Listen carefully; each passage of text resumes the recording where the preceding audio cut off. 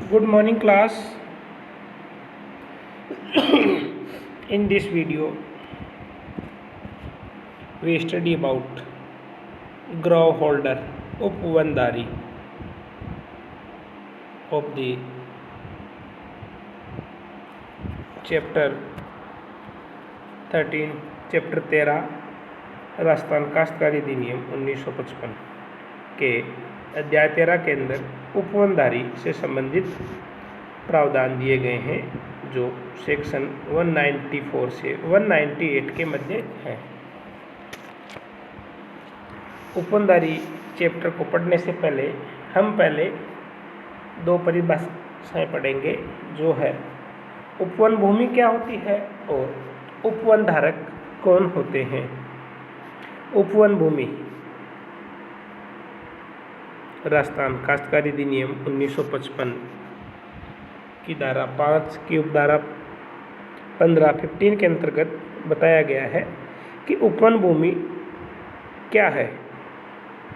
उपरोक्त उपधारा में यह बताया गया है कि उपवन भूमि से अभिप्राय राज्य के किसी भाग में भूमि के किसी विशिष्ट टुकड़े से होगा जिस पर वृक्ष ऐसी संख्या में लगे हुए हो जो कि उक्त भूमि को अथवा उसके किसी अधिकांश भाग को किसी अन्य कृषि प्रयोजन के लिए मुख्यतः काम में लाने से रोकते हैं अथवा पूर्णतया बढ़ जाने पर रोकेंगे और तदरूपेण लगाए गए वृक्ष उपवन के रूप में होंगे। अर्थात राज्य में स्थित ऐसी भूमि का टुकड़ा जिस पर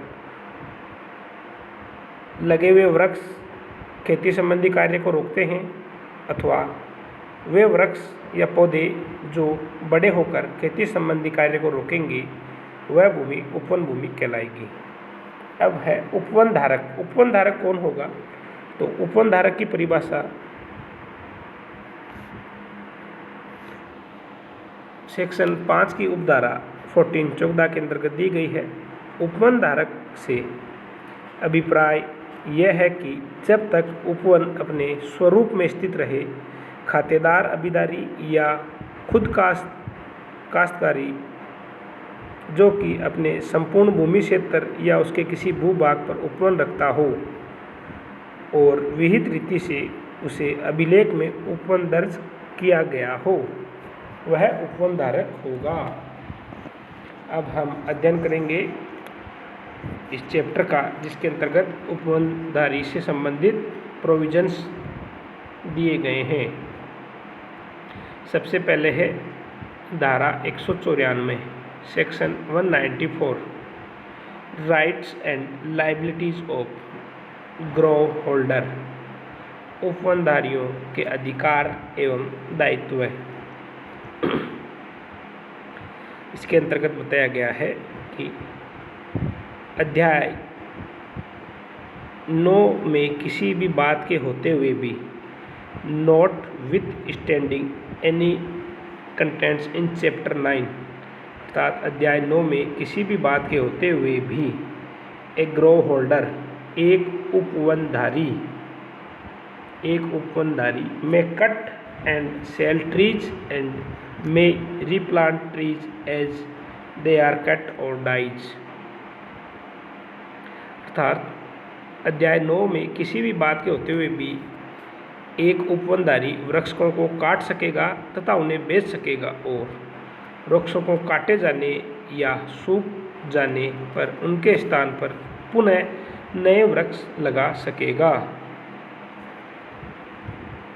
दूसरा है धारा 63 के उपबंधों के अधीन रहते हुए जो कि यथासंभव उपवनधारी पर उसी प्रकार लागू होंगे जैसे कि वे किसी अभिदारी पर लागू होते हैं।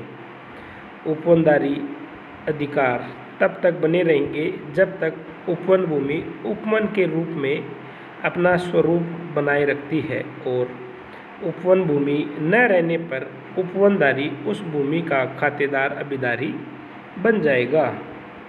अर्थात जब उपवन भूमि अपना उपवन का स्वरूप खो देगी तो उपवनधारी भी उस ज़मीन से उपवनदारी के अपने अधिकार खोते हुए खातेदार अधिकारी के रूप में उस पर काबिज होगा।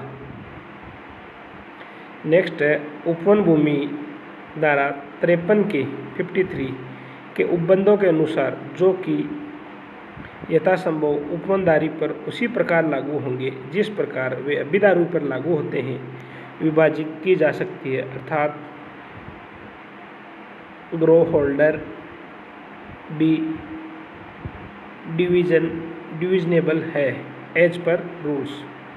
नेक्स्ट है where a person become grove holder in respect of land of which he is a tenant, he shall hold such land as grow holder in supersession of all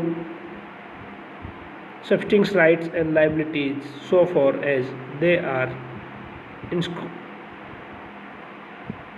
in contents therewith। अर्थात जब कोई व्यक्ति उस भूमि का जिसका कि वह अभिदारी है उपवनदारी हो जाए, तो उस भूमि में संबंधित तत्समय अवस्थित समस्त अधिकारों और दायित्वों के जिस सीमा तक उससे असंगत हो, अतिक्रमण में उसी भूमि को उपवनदारी के रूप में धारण किए करेगा। नेक्स्ट है section 195 rights to make improvement, सुधार करने का अधिकार।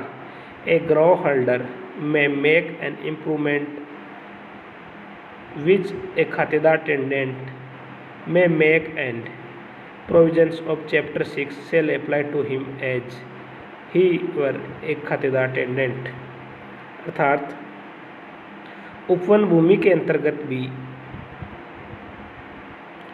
उपवनदारी जिस प्रकार खातेदार अभिदारी अपने खातेदार जमीन के अंतर्गत सुधार कर सकता है, उपवन भूमि में भी सुधार कर सकता है।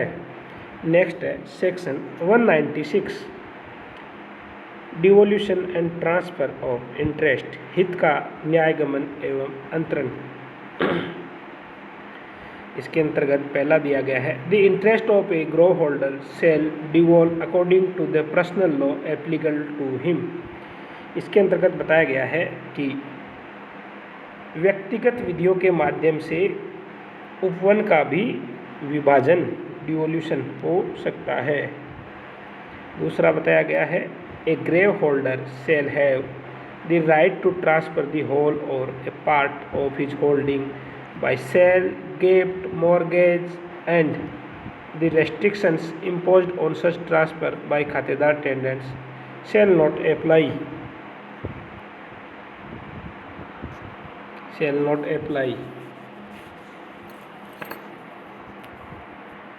provided that no subtenant of grey holder shall have any of the right confirmed by this act on subtenant other than those confirmed on him under the provision of grey holder chapter।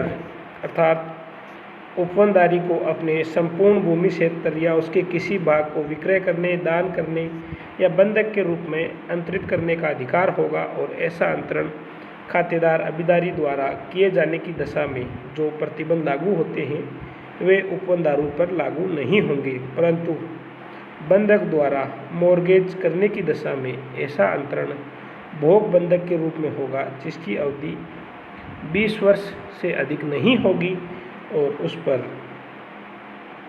धारा 45 के उपबंध भी लागू नहीं होंगे। Next है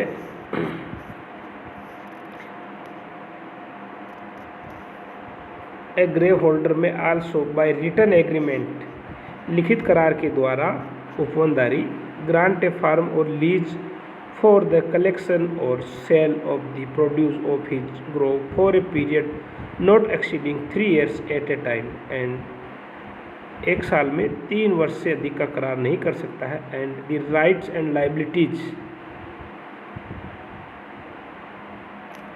दायित्व और अधिकार ऑफ सच फार्मर और लीजी shall be governed and regulated by and shall be enforceable in the revenue code of competent jurisdiction in accordance with the term of such agreement. Next है सेक्शन 198। सेक्शन 198 है बेदखली ejectment. इसके अंतर्गत पहला point दिया गया है, why the land continue to be grow owned and a grow holder shall be liable to ejectment only। अर्थात जब तक उपवन भूमि बनी रहे और उपवनधारी उस पर काबिज रहे तब तक उसे निम्नलिखित धाराओं के आधार पर ही बेदखल किया जा सकता है, उसके अतिरिक्त नहीं। वे सेक्शंस हैं 177, 160, 162, 164, 165, 166, 167, 168, 178, 179, 184, 185, 186, 187 and 188 shall apply to him as he was a tenant।